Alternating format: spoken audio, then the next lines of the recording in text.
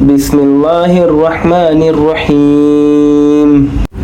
تبارك الذي بيده الملك وهو على كل شيء قدير الذي خلق الموت والحياة ليبلوكم أيكم أحسن عملا وهو العزيز الغفور الذي خلق 7 سماوات طباقا ما ترى في خلق الرحمن من تفاوت فارجع البصر هل ترى من فطور ثم ارجع البصر كرتين ينقلب إليك البصر خاسئا وهو حسير ولقد زينا السماء الدنيا بمصابيح وجعلناها رجوما للشياطين وأعتدنا لهم عذاب السعير وللذين كفروا بربهم عذاب جهنم وبئس المصير إذا ألقوا فيها سمعوا لها شهيقا وهي تفور تكاد تميز من الغيظ كلما ألقي فيها فوج سألهم خزنتها ألم يأتكم نذير قالوا بلى قد جاءنا نذير فكذبنا وكل ما نزل الله من شيء إن أنتم إلا في ضلال كبير وقالوا لو كنا نسمع أو نعقل ما كنا في أصحاب السعير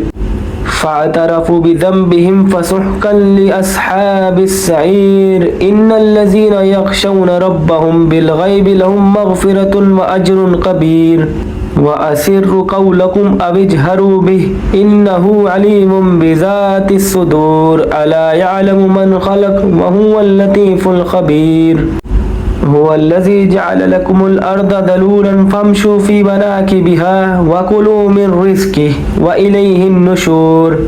أأمنتم من في السماء أن يخسف بكم الأرض فإذا هي تمور أم أمنتم من في السماء أن يرسل عليكم حاسبا فستعلمون كيف نذير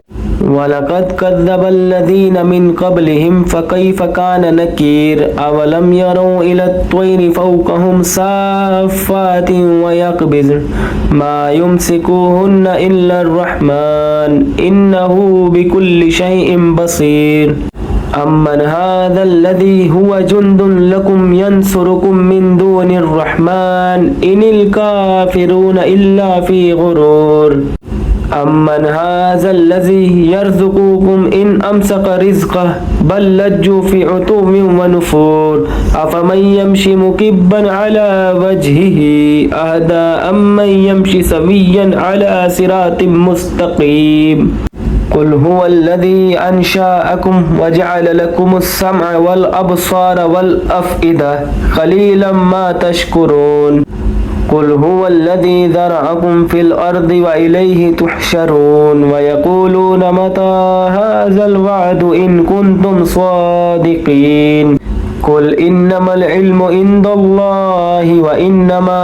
أنا نذير مبين فلما رأوه زلفة سيئت وجوه الذين كفروا وقيل هذا الذي كنتم به تدعون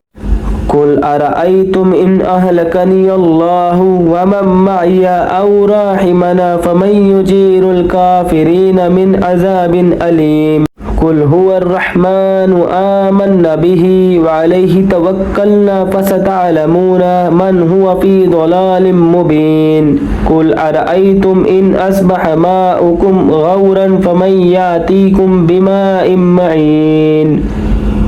صدق الله العظيم